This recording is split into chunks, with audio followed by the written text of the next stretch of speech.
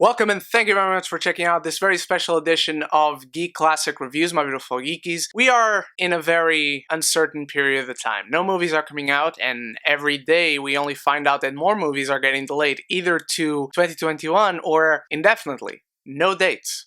And so I usually do these reviews whenever a new movie on a franchise is coming out or a sequel, and I review the previous installments. But in this time, I thought, what better way to just talk about some of my favorite movies? And as you know from the title of this video, today we are talking about Stardust, a movie that came out in 2007, directed by Matthew Vaughn, starring Charlie Cox, Claire Danes, Michelle Pfeiffer, Robert De Niro, Ricky Gervais, Henry Cavill, Sienna Miller. Now, this film didn't make a whole lot of noise at the time. I don't know why. I've always loved this film, and it has since, rightfully so, gained a cult following. This film is based on a fairy tale by Neil Gaiman, and it is a fairy tale to its core. It tells the story of a young farm boy from a countryside town who promises his beloved to catch her a star so he can propose to her. But as he goes after the star, he finds himself stumbling onto an epic adventure in a magical world. If I was to sell you this film, if you had never heard about it, if you weren't sure if you wanted to watch it,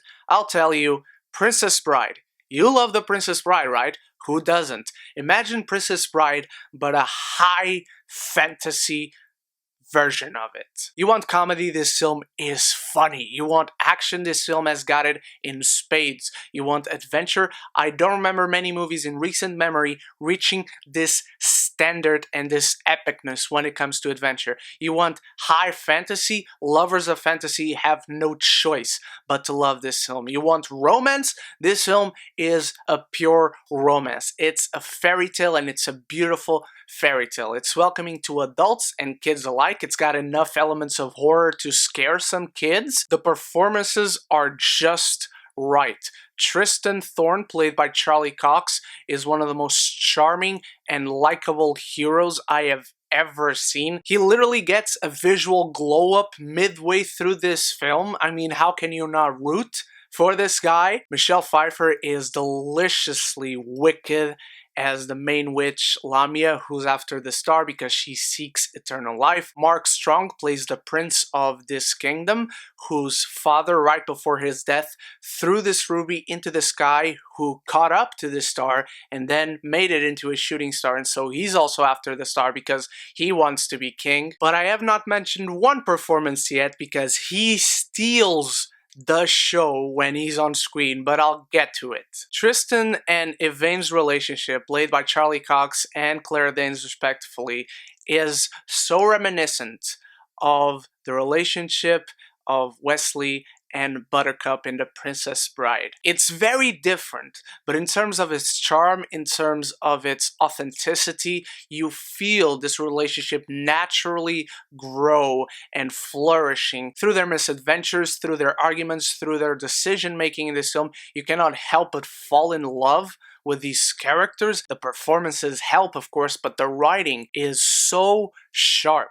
It's a beautiful romance that you don't see this quality of romance from both sides of characters nowadays. You don't see it a lot, but this film really nails it. In its context, of course, it's something that you have to praise once you see it. You cannot help but have a smile on your face. They are funny, they are charming, they are resourceful, they are really engaging characters, and their romance is engaging as well. And Mark Strong is always awesome. I love him, but my favorite part of his character side of the story in this fantasy is his brothers. There are 3 brothers left alive. There are 7 sons of this king who just died. There are only 3 left alive, and little by little they start to die, one after the other. Mark Strong is the only one left, but the ghosts of the brothers are still there. One of them got burned, so he's got only half of his face. One of them fell from the castle, so he's all smooshed up. One of them died with his throat slit while he was taking a bath,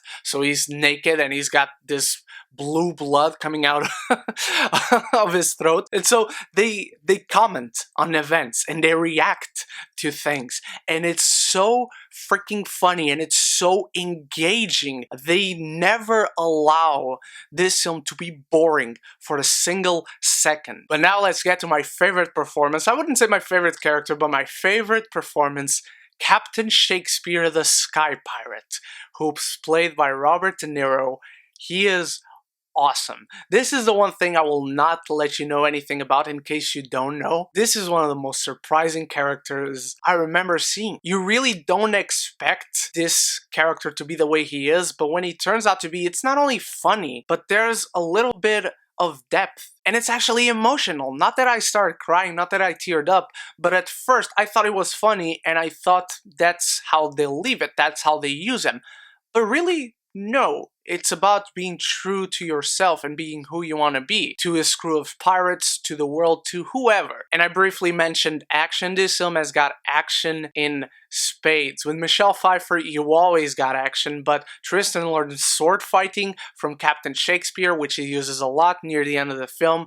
Near the end of the film, my god, there's this scene which probably isn't impressive to anyone else nowadays, but still it puts a smile on my face, not only because it is funny, but the action is great, but there's basically this fight Tristan has against a corpse, and you can tell it's a real person playing a corpse fighting. It's one of the funniest action set pieces I have ever seen, but it's genuinely great, well done action. And as I've mentioned, this film is directed by Matthew Vaughn, who went on to direct the Kingsman movies. His action is always on point. His direction is always on point. He's not as eccentric, I guess I'd say, in this film, but you can tell that is by design. He is more reserved than he was in the Kingsman movies, and that fits. That is by choice, that was controlled, and this film is focused. Not only that, it is shot beautifully. The shots in this film look amazing. The colors, the lighting, the shadows. Not forget that Matthew Vaughn helms this film so well, from the shots, from the music, from the pacing, the performances. Going back to Robert De Niro again,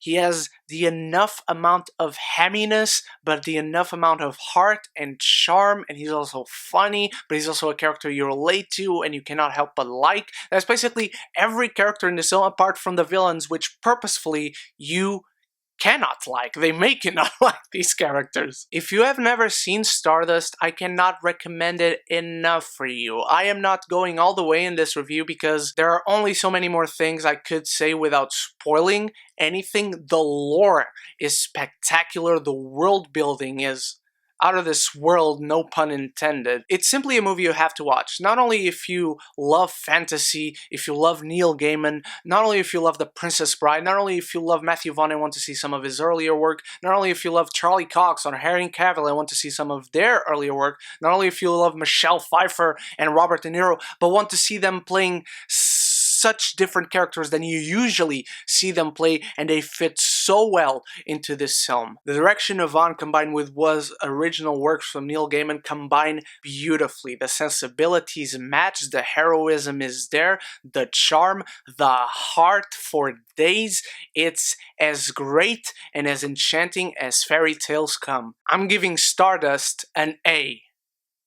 Now, what did you think of Stardust, my beautiful geekies? Have you seen it? Have you not? If you have not, what are you waiting for? Let me know your thoughts on either this film or the original work by Neil Gaiman. I hope to bring you more reviews for some of my favorite movies while we don't have many new releases to talk about. And I'll be back very soon with more of these, so stay tuned. I hope to see you there. And so until then, stay beautiful, stay geeky, and don't forget to subscribe and like the video because it really helps me and the channel out. But most importantly, above everything else, forever and always, love each other and love the movies.